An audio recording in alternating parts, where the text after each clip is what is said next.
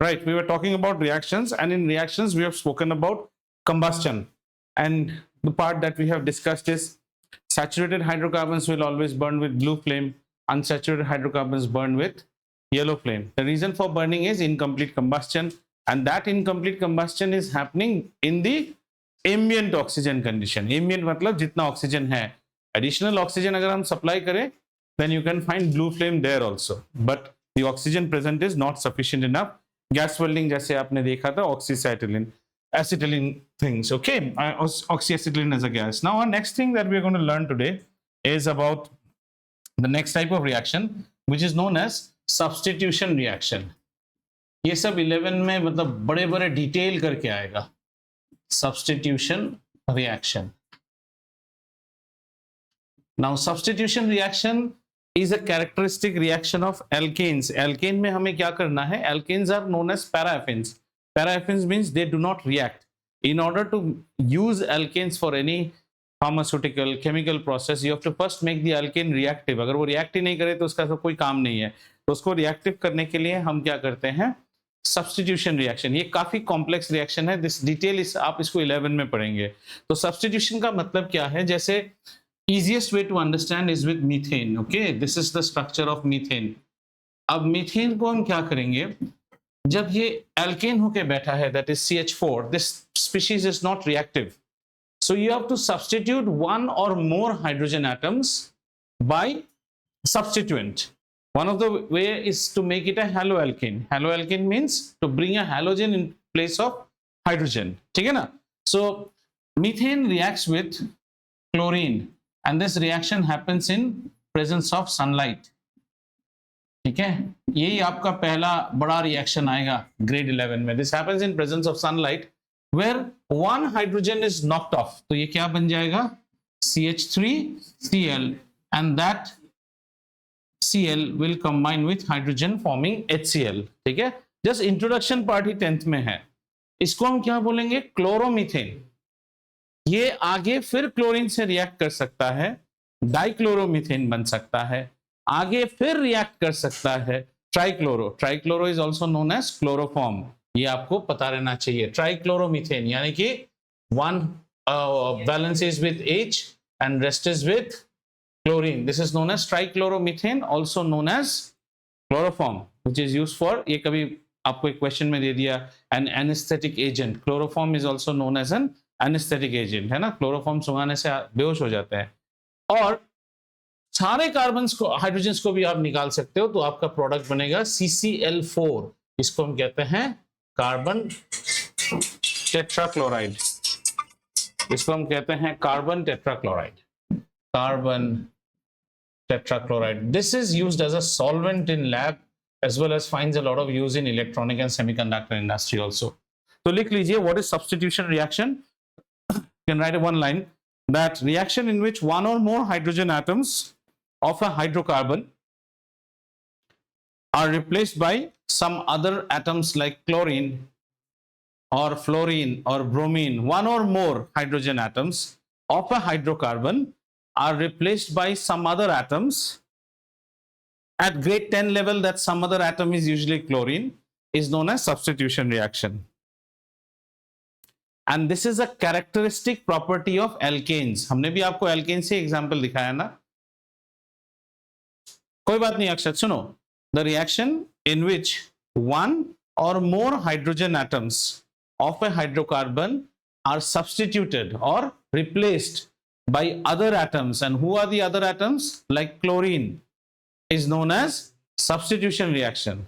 This is a characteristic reaction. ये word बड़ा important है आपके लिए. कहाँ लिखने के लिए नहीं, अगर आपको बोले एग्जाम में, किसमें, competency based question में, that there is a hydrocarbon and this hydrocarbon undergoes substitution reaction, so it is sufficient as a hint for you to understand that they are talking about alkane, saturated hydrocarbon. इसीलिए कहते हैं characteristic reaction. Characteristic reaction मतलब ये alkene का एक unique reaction है. Alkanes को अगर आप एल्केन्स की डेफिनेशन देना चाहे तो you can say that alkanes undergo substitution. मतलब ये इनका छाप है उनमें. ये सब समझ में आया? क्लियर? सो कंबस्टन रिएक्शन में हमने क्या देखा था, all alkanes burn to produce carbon dioxide, water vapor and heat are excellent fuels. Alkenes and alkynes will also burn, but initially will burn with, नहीं हम जब बर्न दिखाएंगे तो हम उसको, हमें रिएक्शन में थोड़ी फ्लेम दिखता है, रिएक्शन में तो हम दिखाएंगे oxygen, and they also will give you CO2 H2O and heat.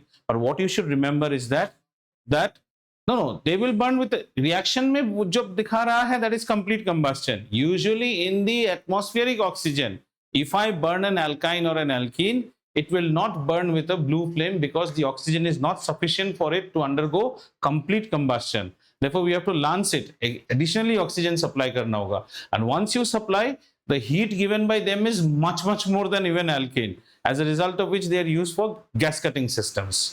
Clear hua? तो पहला आपने क्या सीखा, कंबस्टन. दूसरा क्या रिएक्शन सीखा, सब्स्टिट्यूशन. सब्स्टिट्यूशन मतलब एक को सब्स्टिट्यूट करके एक कोई दूसरा घुसता है. क्यों घुसता है, वरना ये प्रजाति रिएक्टिव नहीं है. इसको reactive, if you ask me, is chloromethane reactive, highly reactive. Is methane reactive, no not reactive. It will not react with any other thing. ठीक है. अब नेक्स्ट वाला थोड़ा सा ध्यान से, और इसके ऊपर थोड़े से क्वेश्चन बाद में हम तो एनसीईआरटी के, see our next part of revision will be exactly as per NCERT, but here we will try to understand addition reaction.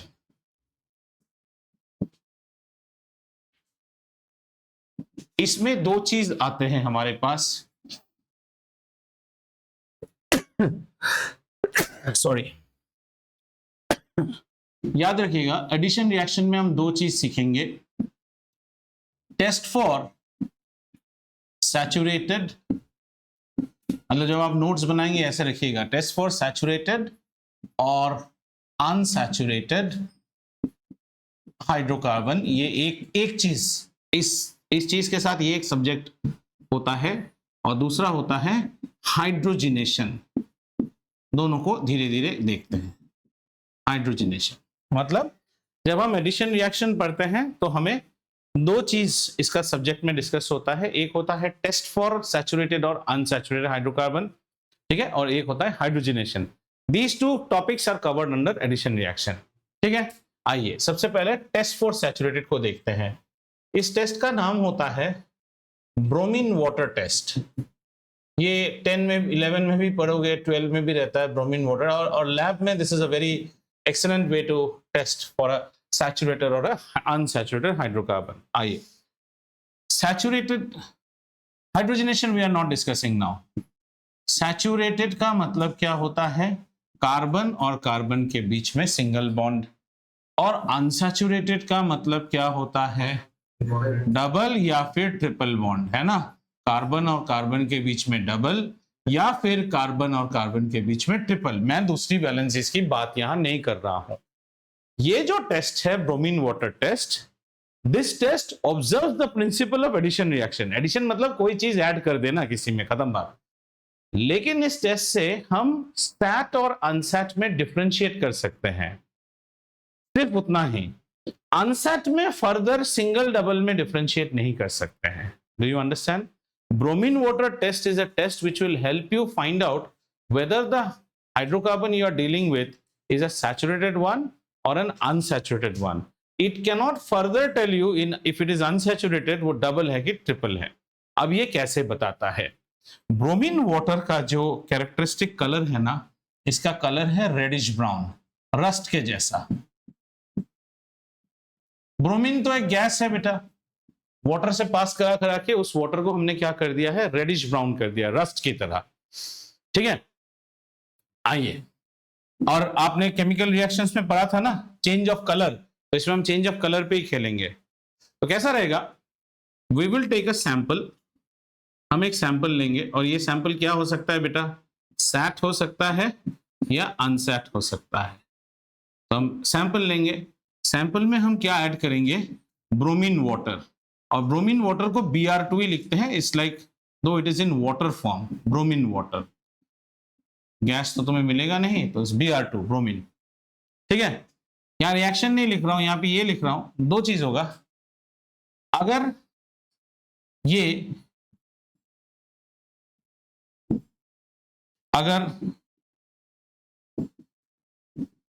now if bromine water loses its color, अगर कलर लूज कर गया तो हम declare करेंगे कि हमारा sample unsaturated था। और अगर if Br2 retains its color, तो हमारा सैंपल सैट है। अब इसको भी समझना है, ऐसा क्यों, आपको कैसे पता है ऐसा होने से, कि पहले लिख लो। सैंपल को में अगर हम ब्रोमीन वाटर ऐड करेंगे, जैसे आप घर पे भी कर सकते हो, if you have bromine water, how to take saturated unsaturated, if you take Dalda या फिर बटर, जो भी चीज रूम टेम्परेचर में सॉलिडिफाई करता है वो सैचुरेटेड है, इसलिए सैचुरेटेड फैट खाने मना करते हैं। और फिर वो डिपॉजिट कहाँ होगा, आपके आर्टरी के अंदर भी डिपॉजिट होता जाएगा, तो आपका आर्टरी का ओरिफिस छोटा होता जाता है, and your heart needs more blood, so much of blood is not able to come because your artery has now become small in dia. As a result, the heart will be pumping. सब लिख रहे हो, सुन कोई भी नहीं रहे हो, heart और जोर से पंप करेगा ब्लड को, और वही धीरे धीरे हार्ट अटैक्स में होता है। तो इसलिए जब कोई when people age up and people are found to have more cholesterol, then like in US the common diagnosis is after 35-38 they will add one aspirin medicine to you which is a blood thinner, आपके blood को गाढ़ा लस्सी की जगह butter milk की तरह पतला करते जाता है, ताकि ब्लड आराम से आना जाना करता रहे। तो ये जो इतना घी भी खाते हो, लेकिन यहाँ पे बहुत सारा कैच है। The end, ghee is unsaturated, but there is a lot of catch.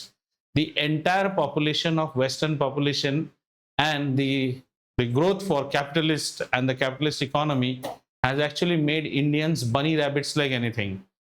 But like when I was in my childhood, तो मेरे टिफिन बॉक्स में जितने पूड़ियाँ जाती थी सब वनस्पति में ही बनता था, मतलब डालडा या गगन में। तो वैसा नहीं था। तब धीरे धीरे ये सब बात शुरू हुआ कि नया कुछ ऑयल आया है, postman oil, Saffola oil and all these are good, Britannia, Vital. So what US did is by bringing all these companies started coming, and it was created that mustard oil, like we are Bengalis, we eat in mustard oil, we cook in mustard oil. Mustard oil is not good for health करके, even मेरे घर में भी mustard oil बंद हो गया, सब बंद हो गया। आज दुनिया वही रिसर्च करके कहती है mustard oil is good for health. तो एथिक्स इन बिजनेस करके मैनेजमेंट में एक चीज होता है, जैसे घी सालों साल से इंडिया में लोग खा के आ रहे हैं, बच्चों के शरीर में घी मालिश होता है, घी खिलाया जाता है, घी इम्यूनिटी बिल्ड करता है, तो कहना शुरू हो गया घी खराब है। अभी सारे वेस्टर्न कंट्रीज कहते हैं घी सैचुरेटेड है, फिर भी ghee is good for health.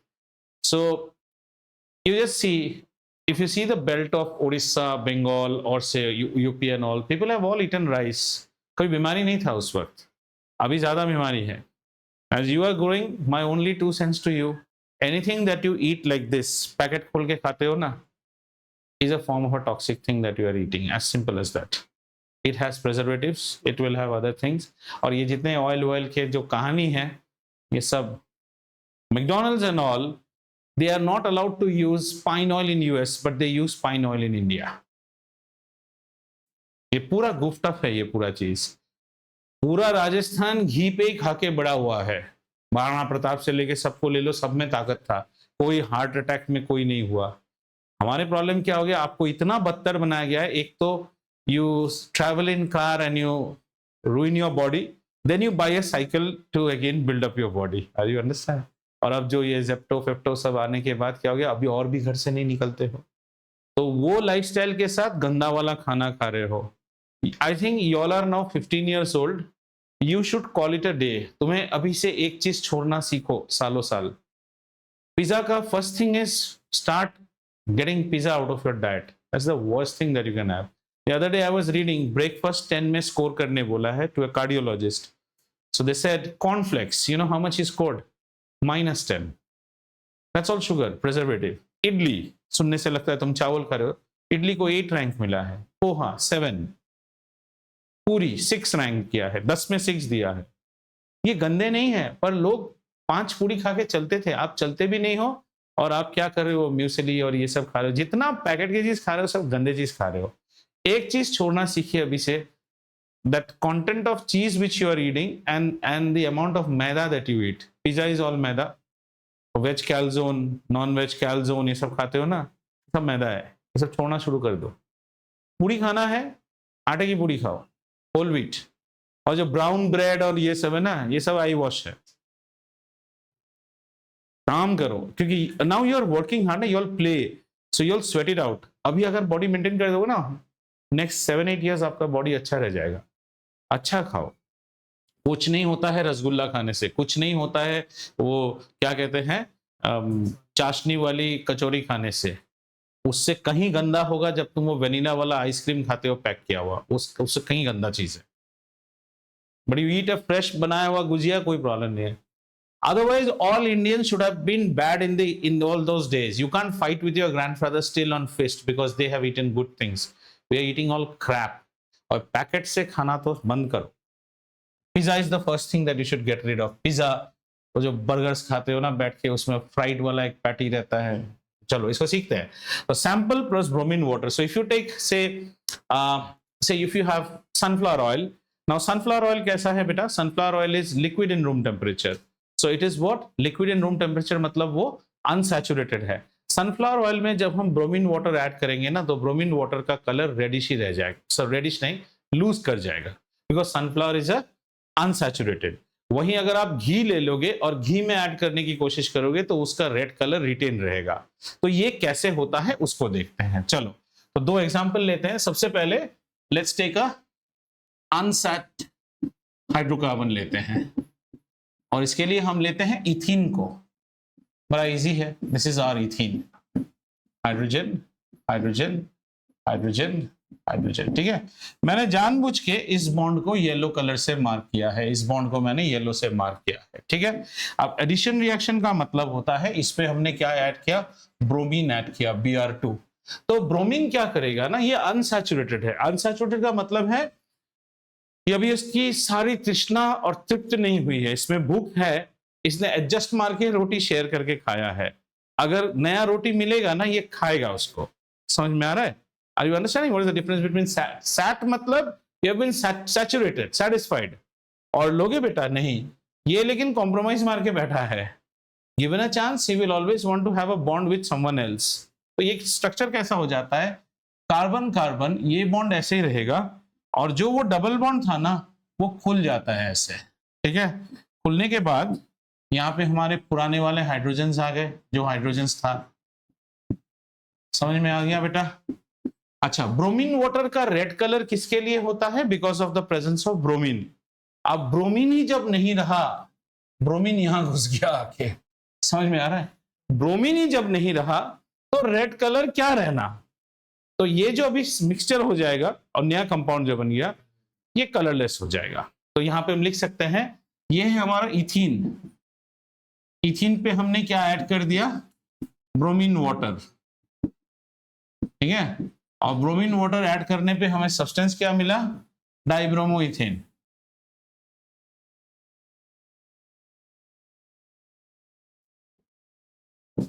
Dibromo ethane मिल गया। और डाइब्रोमो इथेन का स्ट्रक्चर देखो तो ये अभी सैट हो गया है। This is now saturated. ये अनसैचुरेटेड था, ये सैट हो गया, और डाइब्रोमो इथेन आते ही क्या हो जाएगा? कलरलेस हो जाएगा। समझ में आया बेटा? So I think the reverse one you should understand now. If I would have taken ethane, ethane तो already satisfied है सब हाइड्रोजन से, ब्रोमीन घुस नहीं पाता है उसमें, because bromine cannot undergo substitution reaction with ethane। समझ में आ रहा है ना? ये एडिशन रिएक्शन है, आप ऐड कर रहे हो किसी चीज को। ऑलरेडी ये था एडिशन रिएक्शन, मतलब जो आप कॉम्बिनेशन रिएक्शंस पढ़ते थे ना सीबीएसई में, you read it as combination reaction. A plus B gives AB। यहां भी तो वही हुआ है, A plus B gives AB। AB एक साथ ज्वाइन हो गया है। तो क्या आपको ब्रोमीन वाटर टेस्ट का फंडा समझ में आया है? Why is it called an addition reaction? Because bromine water is added and the compound is AB। A plus B gives you AB। And what is the principle behind it? Bromine water is reddish brown in color. If you are adding it to unsaturated, bromine will creep inside and convert the unsat to sat। As a result loses color। अब तो bromine रहा ही नहीं। इसी को अगर हम ethane के साथ लाएंगे तो ब्रोमीन कहीं घुस नहीं पाता है, तो ब्रोमीन वाटर का रेड कलर सस्टेन रहता है। तो याद रहेगा, समझ में आया? Anyone, any question? अंडरस्टूड? आइए नेक्स्ट वाला जो देखेंगे वो है हाइड्रोजनेशन।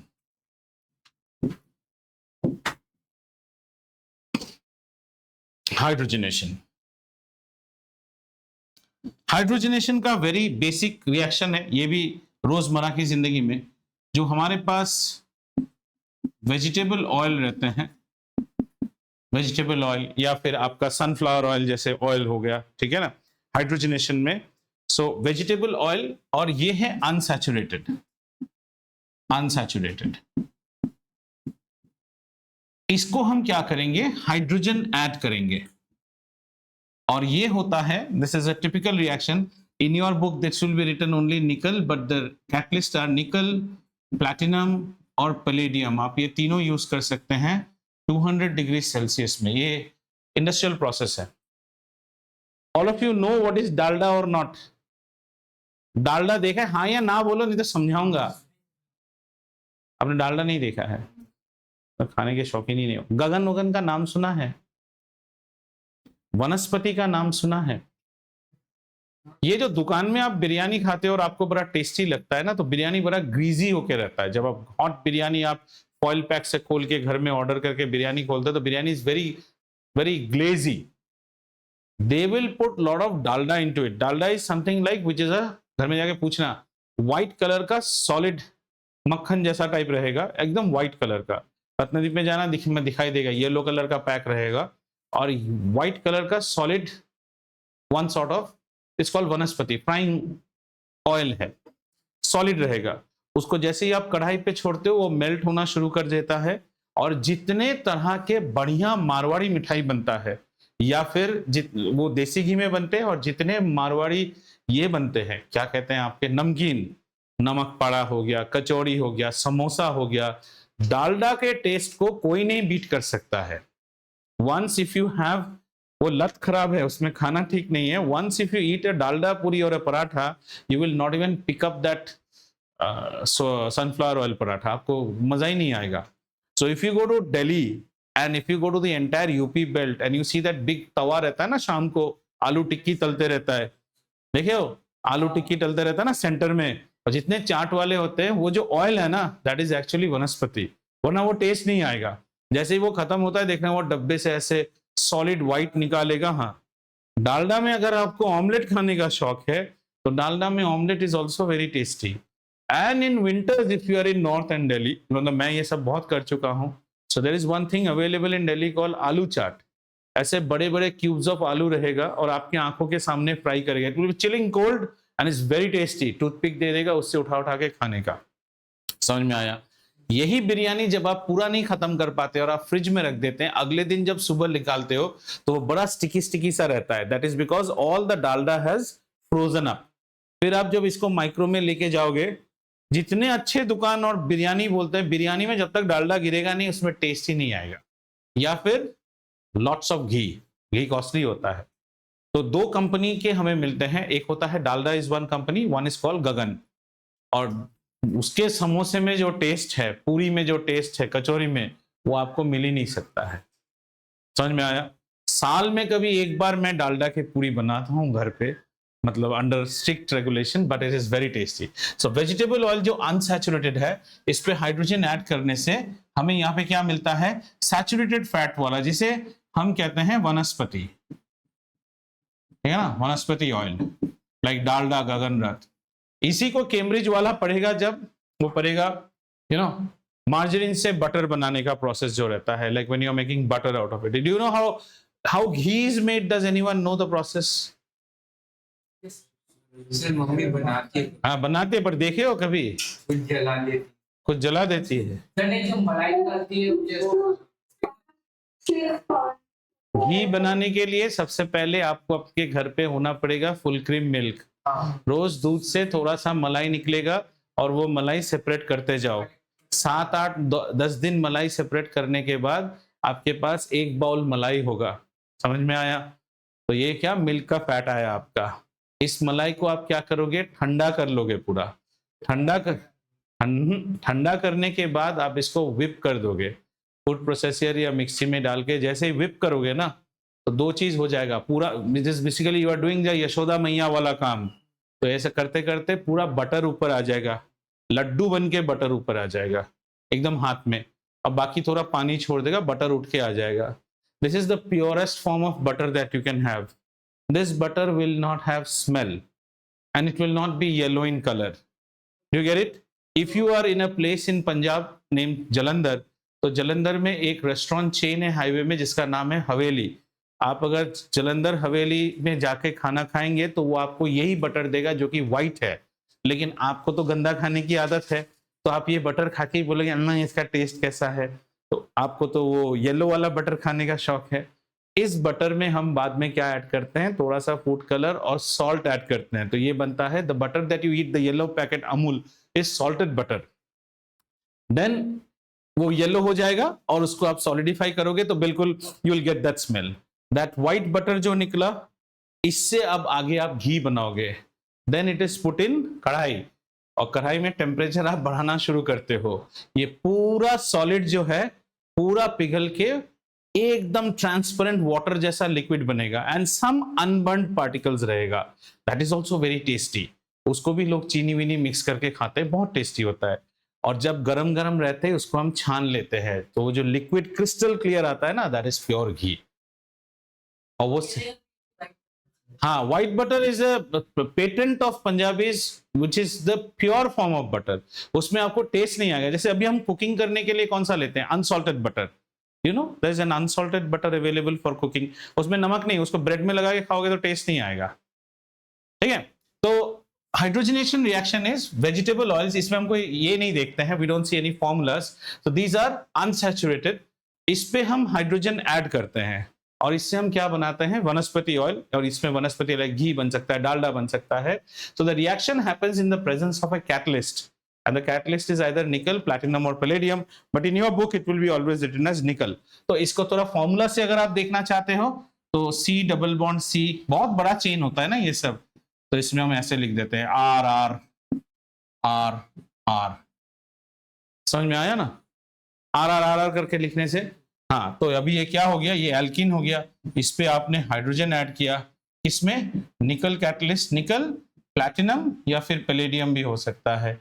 बुक में हीट है 200 डिग्री सेंटीग्रेड हीट करने के बाद ये क्या बन जाएगा, R and R.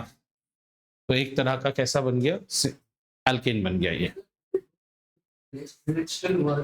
catalyst will always alter the rate of the reaction and it will always facilitate the reaction, expedite the reaction. Catalyst खुद रिएक्ट नहीं करता है, कैटलिस्ट चाहिए ये इंडस्ट्रियल प्रोसेस है. आपको माल कम टाइम में निकालना है, कैटलिस्ट नहीं डालोगे तो ये रिएक्शन आगे ही नहीं बढ़ेगा, बहुत टाइम लेगा आपका होने के लिए. जैसे एक example, saliva is a catalyst, I told you ना. आदमी को एक पेट भर का मील हजम करने के लिए 4 घंटा लगता है. अगर आपके मुंह में सलाइवा नहीं है तो यही हजम होने में 20 से 21 आवर्स लगेगा. अच्छा रहेगा ना, लोग कम खाएंगे, पतले पतले लोग होंगे, भूख नहीं लगेगा आपको. अंडरस्टूड. इट विल ऑल्टर, बहुत ऑल्टर कर देता है. कैटलिस्ट क्या करता है, आगे जब आप रिएक्शंस पढ़ोगे, ये सब कैम्ब्रिज में है. Catalyst actually creates the boxing ring where the reactants can come and fight. So it will create that plate, come fight on our ground. So it will enhance the reaction rate. ठीक है. अच्छा, are are करके आप डर तो नहीं गए हो. आर आर का मतलब क्या है, अगर आपको ऐसे, ये एल्केन हो गया, अगर आप ऐसे नहीं देख के आप सोचते हो सर कार्बन उर्बन आपने नहीं दिखाया, तो फिर ऐसे देख लो. कार्बन कार्बन के बीच में डबल बॉन्ड था, उसमें कौन घुस गया, हाइड्रोजन घुस गया. और पहले क्या था, ये आर, ये भी कोई आर था, ये आर. तो बेसिकली ये भी तो आर ही हो गया ना, आर आर बॉन्ड आर हो गया है. It's a big chain. These are big chain alkanes actually. Understood. Addition reaction is clear. In addition reaction, we study 2 types of reaction. One type of reaction is the bromine water test, and in one type of reaction we study hydrogenation. Hydrogenation is a case in which vegetable oils are treated with hydrogen under the presence of a catalyst and high temperature to get you saturated fats. What are saturated fats? Butter, ghee, dalda, ये सब गगन, ये सब saturated fat है. मैं कल ना एक आदमी से बात कर रहा था. Yesterday I had my car service actually. Okay, so I generally don't leave my car and come, so I spend almost half a day out there. So I was with one professor from IIT Hyderabad. So he was from chemistry side only. So we were speaking a lot of things. अब समय कैसे बीत गया पता ही नहीं चला. सो कल ये भी पता चला कि और एक जनरेशन के बाद ना बहुत सारी चीजें रहस्य हो जाएंगी. Like maybe 7 years ago, if I explain somebody what is dalda, this is not your mistake. Things are getting so extinct and children are not having cross expertise nowadays. So maybe अभी जो बच्चा 8 में है उसको डालडा बोलने से तो वो समझेगा भी नहीं. आपने तो कम से कम आलू टिक्की का एग्जांपल समझ लिया. वो तवे में जो बीच में तेल रहता है ना, देखा होगा ना, साइड में सारे आलू टिक्की रहते हैं, वो सब तेल नहीं है, वो सब डालडा है. तो कम से कम समझ तो लिया. थोड़ी देर बाद और बच्चे ये भी नहीं समझेंगे. तो the connect is missing slowly, generation by generation. चलें आगे, ये हो गया. तो ये थे हमारे पास 3 रिएक्शंस कैरेक्टरिस्टिक्स जो हमने पढ़े. क्या क्या रिएक्शंस पढ़ा बेटा? Combustion, addition and substitution. Addition में हमने 2 केसेस देखे. क्या क्या केस देखा? एक था ब्रोमीन वाटर टेस्ट और एक है हाइड्रोजनेशन. इसके बाद 2 कंपाउंड्स हम पढ़ते हैं थोड़ा सा. एक कंपाउंड होता है एथेनॉल. आ जाओ, let's study ethanol. 1 minute. Let's study ethanol. When we go to NCERT ना इतना कवर्ड नहीं है, लेकिन मैं आपको इसलिए कवर कर रहा हूं कि आपको थोड़ा जानना तो चाहिए. Ethanol. Ethanol is also known as ethyl alcohol. I'll only tell you only the important parts. Ethyl alcohol मतलब C2H5OH. ठीक है, C2H5OH, that is known as. हाँ, ethanol is the alcohol. Ethanol नहीं पीते हैं लोग. जो अल्कोहल पीते हैं उसमें जो अल्कोहल का परसेंटेज रहता है, जो कहते हैं ना 40%, दैट इज एथेनॉल. और ये एथेनॉल अगर आप लैब वाइज से बना के ला रहे हो तो वो दारू सस्ता होगा. अगर यही एथेनॉल आ रहा है from the cherries and all the berries of my garden, Scottish grapes and all, तो यही तो महंगा हो जाना शुरू हो जाता है. और फिर इसको कोई मॉल्ट से लाएगा तो बोलेगा single malt, double malt, rice grain, single grain vodka. तो बहुत सारी चीजें मिलते हैं. नशे के अलग अलग पदार्थ हैं. एंड ऑफ द डे जो भी पियो, फुटपाथ वाले को भी नशा होता है, बड़े साहब को भी नशा होता है. कोई सस्ते में नशा लेता है, कोई महंगे में लेता है. और ये मत समझना कि महंगा वाला दारू मेरे सेहत के लिए अच्छा है और वो वाला दारू खराब है. दोनों ही दारू. See the problem with alcohol is what? Alcohol is something which your blood will oxidise. जब वो आपके ब्लड में, अब आप रोज पीते हो ना, तो आपके ब्लड में अल्कोहल ऑक्सीडाइज नहीं होगा. क्या जाएगा? वो लिवर को जाके खराब करना शुरू कर देगा. अभी एक दिन के लिए किसी ने, आज मैं बहुत खुश हूं, मेरा बेटा 99% लाया, आज रात मैं पी गया जी, वो अलग बात है. और ये जो कभी कभी पंजाबी गाने आते हैं ना, असी कुड़ी ने ना आज मेरे को मना कर दिया, अब तो भी पी लिया मैं, आप पिंड दा आज बहुत बड़ी खुशी की बात है, इसमें भी पी गया, गम में भी पी गया. ये इतना पीते पीते आपका क्या हो जाएगा? सर्रोसिस होना स्टार्ट हो जाएगा.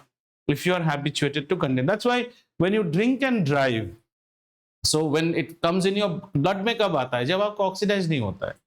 वैसे तो आप एक कप सिरप पीते हो, उसमें भी अल्कोहल है, इसलिए उसके बाद भी आपको ड्राइव नहीं करना चाहिए.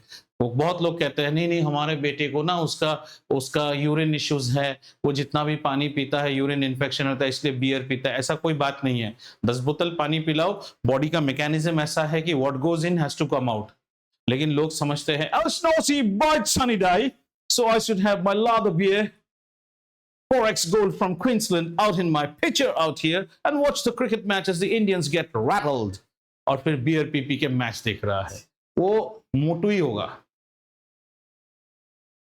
But they work. If you average see an American or an Australian, उसका हाथ इतना बड़ा है, वो खाता आपसे डबल है, चीज बीज खाएगा, उतना ही बियर पिएगा, और ये मोटू, ये लंबा साइज है.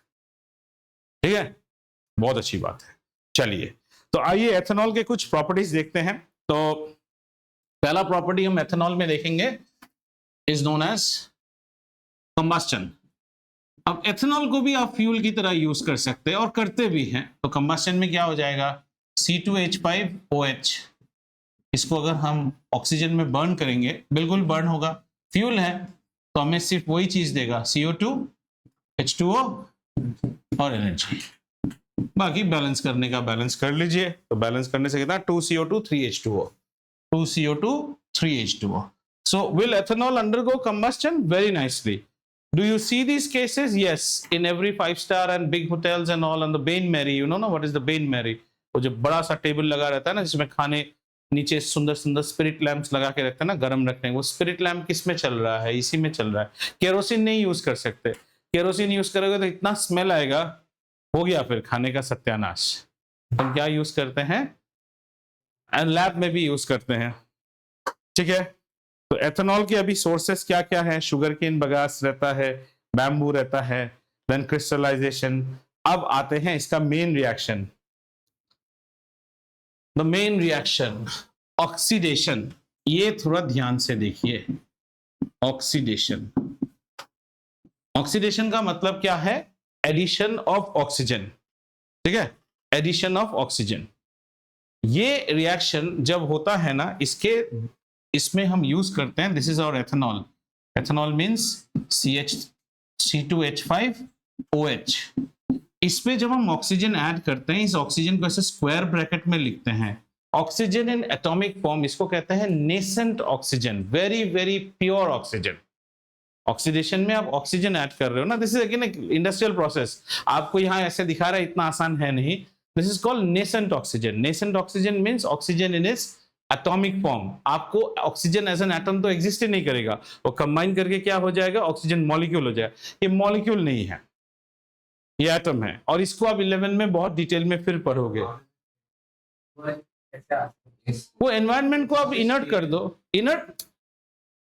आप see, first of all, get the idea out that atomic oxygen is coming. No, we will create an environment in which oxygen will split up into atomic form and the reaction happens. You are not going to see it with your eyes, but in this reaction oxygen in atomic form and an inert atmosphere will be created. और इसको create करने के लिए आपको दो तरह के environment होते हैं, इसको लिखिए, और ये एनवायरनमेंट आपको जानना चाहिए। एक होता है alkaline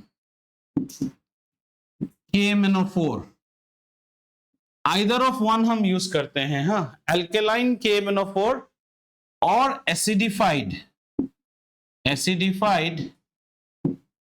K2Cr2O7 पोटेशियम डाइक्रोमेट, कोई भी एक। अच्छा, हायर क्लासेस में जब जाओगे ना, तब ये सब ऐसे नहीं लिखेगा। कैसे लिखेगा इस रिएक्शन को पता है, 11-12 में वो ऐसे लिखेगा KMnO4/OH-। इसका मतलब ये बेसिक मीडियम में हो रहा है ये रिएक्शन, और इसमें लिखेगा H+ दे के दिखेगा। आओ आओ ये क्या यार, I am desperate to see you guys next year this time. तो अल्कलाइन KMnO4 या, तो इसमें क्या हो जाएगा, ऑक्सीजन ऐड होगा, और ऑक्सीजन ऐड होने के बाद what we will get is CH3 COOH and water will get out.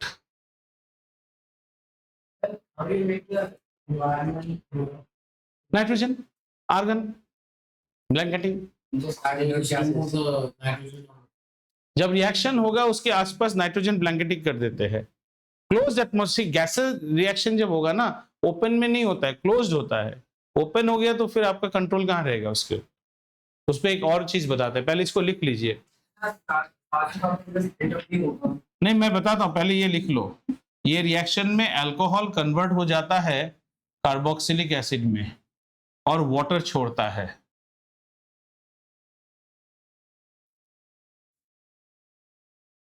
तो देखो, ये इसका मैकेनिज्म अगर आप समझने की कोशिश करोगे, कैसा है मैकेनिज्म। दो ऑक्सीजन यहां से आ रहा है, समझ में आ रहा है, एक वाटर एक्सपेल आउट हो रहा है। वाटर कहां से एक्सपेल आउट हो रहा है, ये जो मीडियम OH या H+ देगा वहां से एक H आएगा वो, और एक वाटर 2H, एक वहां से H आएगा और यहां से ऑक्सीजन लेके it will take out as water, और बाकी वाला चीज ऐड हो जाएगा C2H5 COOH। CH3 हो गया ये, जैसे C2H5 है ना, C2H5 can be written as how बेटा, CH3 CH2OH। यहां से वाटर निकल रहा है, वाटर निकल रहा है और घुस क्या रहा है, ये H है ना, और ये बाहर जा रहा है और घुस क्या रहा है, नेसेंट ऑक्सीजन घुस रहा है 2O, CH3 COH। अच्छा, इससे पूछा ना कि ब्लैंकेटिंग कैसे करते हैं। सो ब्लैंकेटिंग में like there are different grades of gases. Like in my first job when we used to work in BOC gases, so there are gases available. It's a world, मतलब बड़े मजेदार चीज है. जैसे आपको गैस आता है एक आर्गो शील्ड, आर्गन की शील्डिंग गैसेस, ठीक है. आर्गो शील्ड एक ऐसा गैस है, आर्गन गैस, आर्गन के साथ आर्गो शील्ड, और एक और था आर्गोनाइट.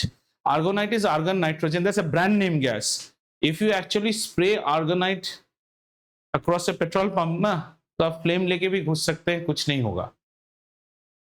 सो much inert it creates. Like say अभी जैसे आईजीएल की लाइंस है, LPG, they are CNG lines ना, they are running all across Delhi.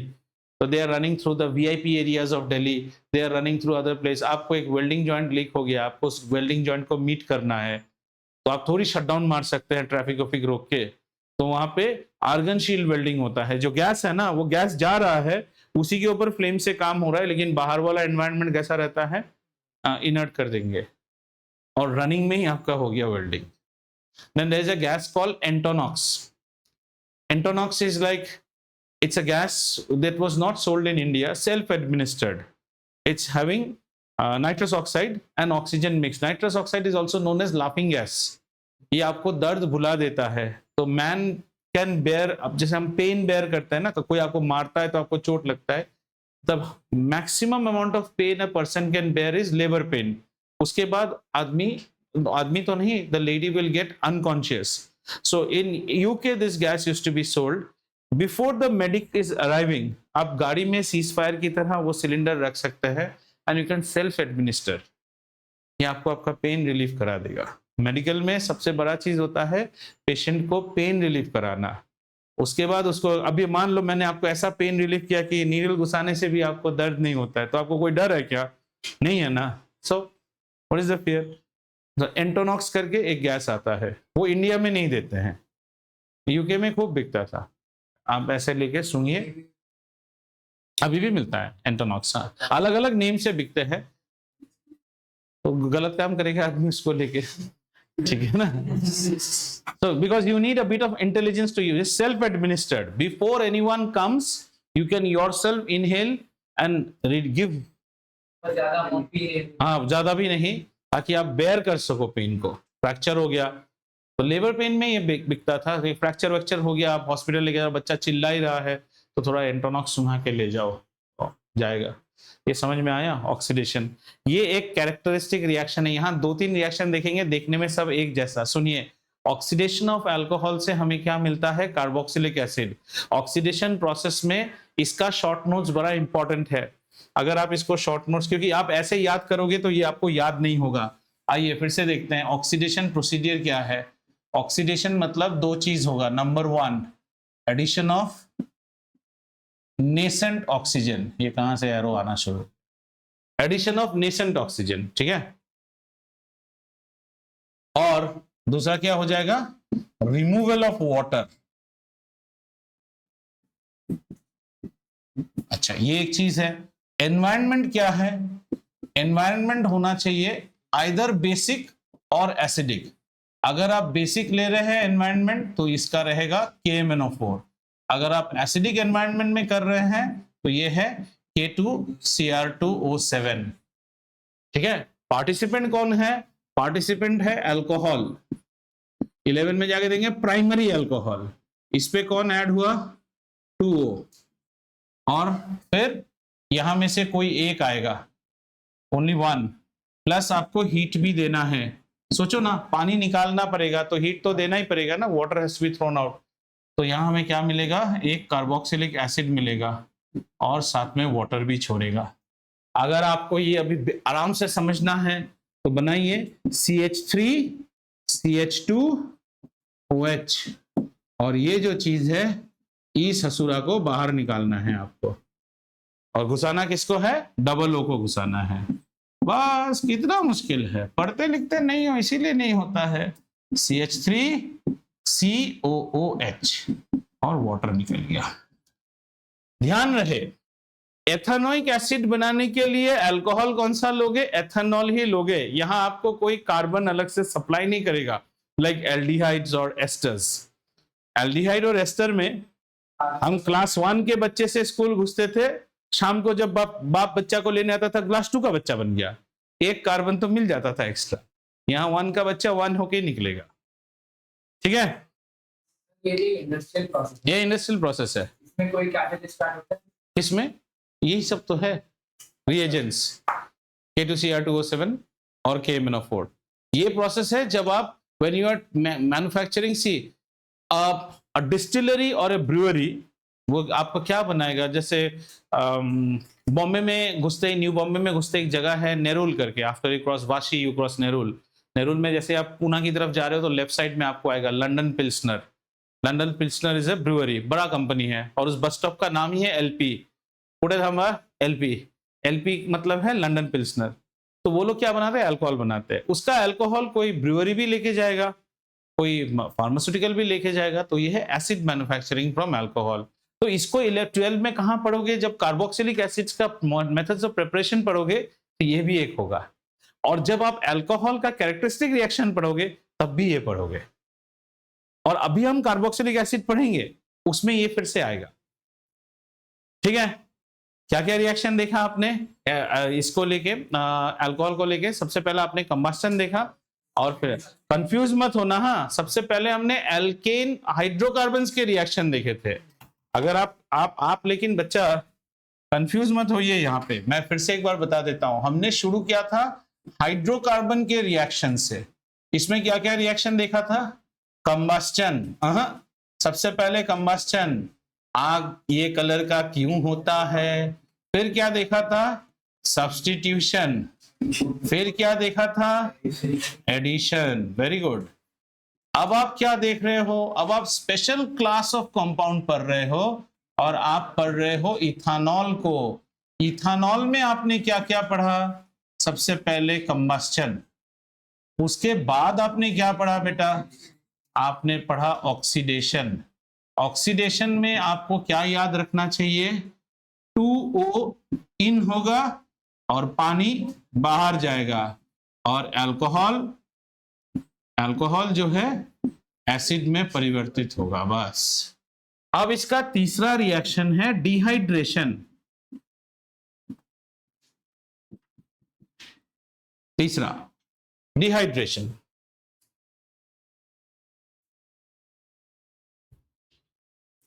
Dehydration का मतलब है वाटर को सकआउट करके बाहर निकालना। अब ये बड़ा इजी है, याद रहे। लैब और इंडस्ट्री में जब भी आप वाटर को निकालना चाहते हैं, किसी प्रोसेस को एनहाइड्रस करना चाहते हैं, उसके लिए हम यूज करते हैं हमेशा कॉन्सेंट्रेटेड सल्फ्यूरिक एसिड। क्लास 8 में एक चैप्टर था जो तुम लोगों ने गोली मारी, सिंथेटिक फाइबर्स एंड प्लास्टिक्स करके, फाइबर टू फैब्रिक एक चैप्टर था एक जमाने में। तो उसमें हम रेयॉन्स पढ़ते हैं, रेयॉन को जब बनाया जाता था, ये उसका एक विस्कस बनता था, फिर उसको स्पिनरेट से पास करते थे। स्पिनरेट पता है क्या है? अब भुजिया बनाना देखे हो, तो भुजिया में क्या करते हैं? भुजिया के डो को एक स्पिनरेट से पास करते हैं, नूडल्स जैसा निकलेगा, स्ट्रैंड्स निकलेंगे। तो ये स्ट्रैंड्स को निकालने के बाद, क्योंकि उसमें थोड़ा सा चिपकोपना रहेगा, so what we do, we will treat it with sodium hydroxide, caustic soda. तो उसका चिपकोपना हटाएगा, और जो पानी है उसको हटाने के लिए कॉन्सेंट्रेटेड सल्फ्यूरिक एसिड यूज करते हैं। तो जरा खुद ही दिमाग से सोचो, पिछले प्रोसेस में भी हमने पानी निकाला था, लेकिन साथ में 2 ऑक्सीजन ऐड कर दिया था। इस बार वो ऑक्सीजन ऐड नहीं होगा, सिर्फ पानी निकलेगा। तो क्या बन सकता है? सोचो, किताब देखने की जरूरत, मैं लिखता हूं। देखो, डिहाइड्रेशन करने की कोशिश करते हैं। CH3 CH2OH, समझ में आया ना बेटा? स्ट्रक्चर बना के दिखाएं आपको, तो स्ट्रक्चर कुछ ऐसा है। मान लो CH3 CH2 और है OH, ठीक है। यहां से हम क्या करेंगे? डिहाइड्रेशन, वाटर निकाल देंगे। तो वाटर निकालो ना, यहां पे एक हाइड्रोजन तो रहेगा ही रहेगा, और ये वाला भी निकल गया। तो बेसिकली आपने इसके घर बार में क्या तोड़फोड़ किया? आपके इसके घर बार में 2 बॉन्ड में तोड़फोड़ किया है, और कुछ इसको दे नहीं रहे हो। अब बोलो रहो अभी ऐसे एडजस्ट करके, तो वो कैसे रहेगा? वो सबसे पहले क्या करेगा, ये 2 गया ना, कार्बन कार्बन में डबल बॉन्ड बना लेगा। तो इस प्रोसेस में हमें क्या मिलता है? एल्कीन मिलता है। एथेनॉल से हम इथीन बना सकते हैं। तो ये कब पढ़ोगे 12 में, जब फिर से आप एल्केन पढ़ोगे, method of preparation of alkene through dehydration of alcohol, characteristic reaction of alcohol dehydration. ठीक है, करें अभी, इसको समझ में आया ना? ये इसका डबल वर्किंग, इस रिएक्शन में 2 ऑक्सीजन सप्लाई होता था, इसमें नहीं। अभी यहाँ पे हाइड्रोजन रह गया है, ठीक है ना, यहाँ पे हाइड्रोजन रह गया है, यहाँ पे रह गया है, यहाँ पे रह गया है।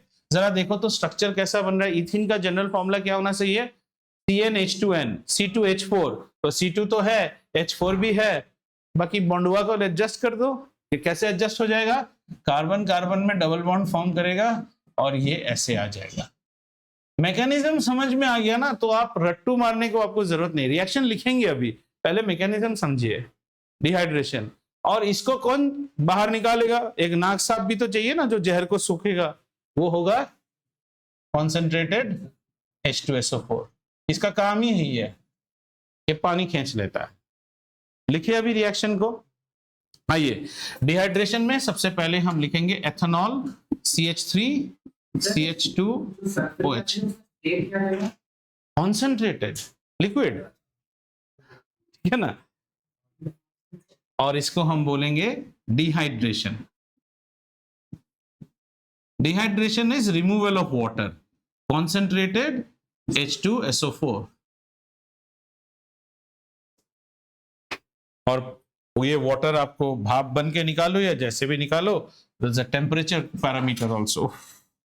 There's a temperature parameter also, 170 degrees centigrade. So what are you going to get? You're going to get ethene CH2 double bond CH2, और क्या निकलेगा? वाटर डाल दो प्लस H2O प्लस H2O। समझ में आया?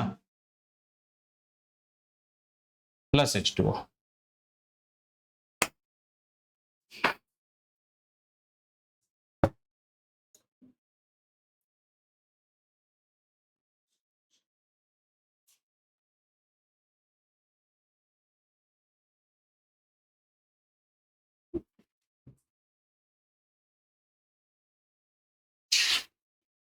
ये जब इतना दिन नोट्स नोट्स बोलता था ना, यही है उसका नोट्स जब मैं बना के पढ़ता हूं, एक ही पेज में। अभी और रिएक्शन आएंगे, देखो, इसको मैं स्कैन करके दे दूंगा आपको। कैसा है? पहले आपने क्या पढ़ा? कंबस्चन, उसके बाद आपने पढ़ा सब्स्टिट्यूशन, यहाँ पे खत्म हो गया।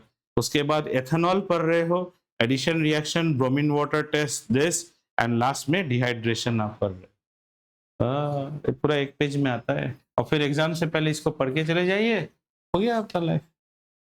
लेकिन इसको लिख के बनाना, मैं मेरी तरह से बनाया हूं, आप आपकी तरह से देख लेना आपसे कैसे बनता है, ठीक है? Ethanol ethanol this I think I had made last year for this kids, they had asked how to make notes, तो ये बना के दिया था। चलिए आगे, ये एक हो गया। और एक और रिएक्शन है कि नंबर 4, इसको हम कहते हैं एस्टरिफिकेशन। एस्टरिफिकेशन, एस्टरिफिकेशन में एसिड रिएक्ट करेगा अल्कोहल के साथ और फॉर्म करेगा एस्टर। तो एथेनॉल में भाई साहब 3 तरह के रिएक्शन आ गए आपको। कंबस्टन सबसे easy, oxidation, dehydration, and the last is esterification. आइए एस्टरिफिकेशन को देखते हैं। एस्टर याद है ना आपको? एल्किल एल्कानोएट, यानी कि इसमें क्या होगा? इसमें फ्रूटी स्मेलिंग कंपाउंड आएगा। तो आइए सबसे पहले कार्बोक्सिलिक एसिड लेते हैं। Let's say we are taking ethanoic acid CH3COOH. We are studying a characteristic reaction of alcohol. So we are reacting it with what? Ethanol, क्योंकि हमने एक ही अल्कोहल को तो पढ़ा है। अल्कोहल क्या है हमारा? Ethanol, C2H5OH। अब ये रिएक्शन को जरा खोल के दिखाता हूं तो ही आपको समझ में आएगा, ठीक है? आइए, CH3C डबल बॉन्ड OH, इसके साथ कौन रिएक्ट कर रहा है बेटा? इसके साथ रिएक्ट कर रहा है C2H5OH। क्लियर है?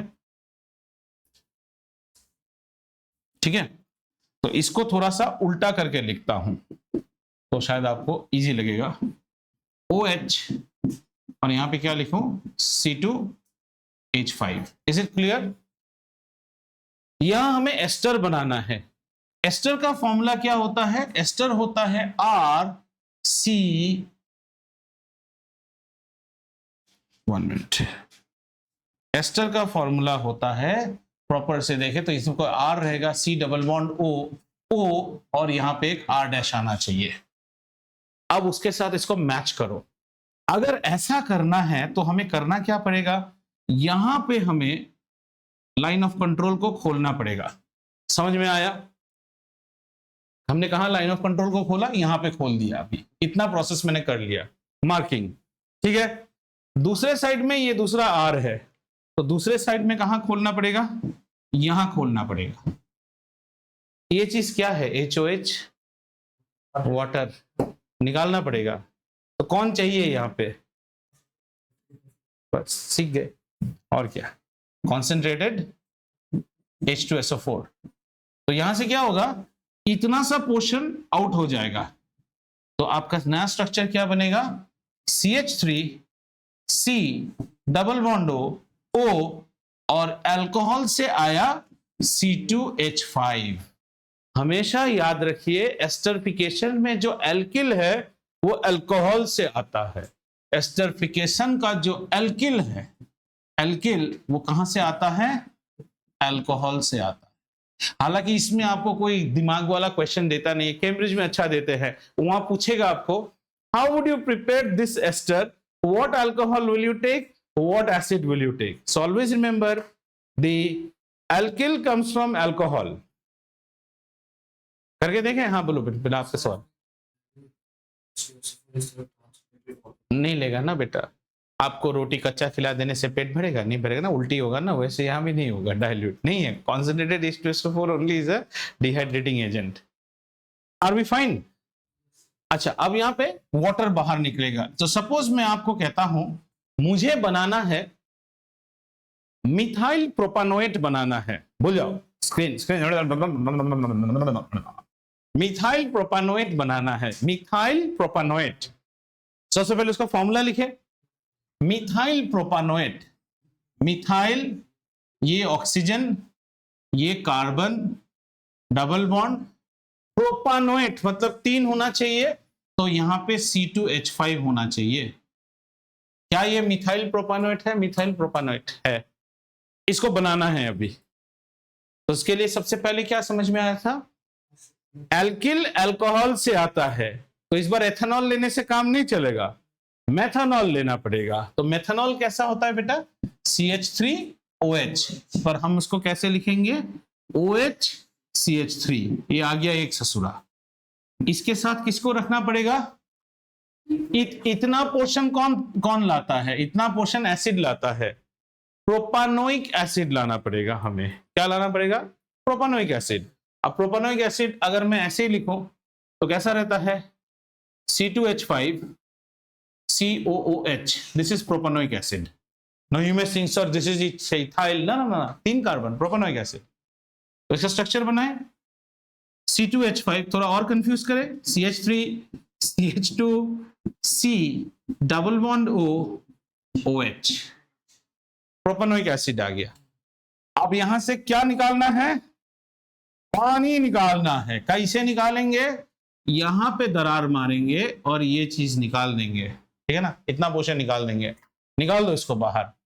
जैसे इसको तो कैसे निकालें, ऐसे निकालते हैं, अभी इससे निकालते हैं। तो बढ़िया निकल गया, ठीक है।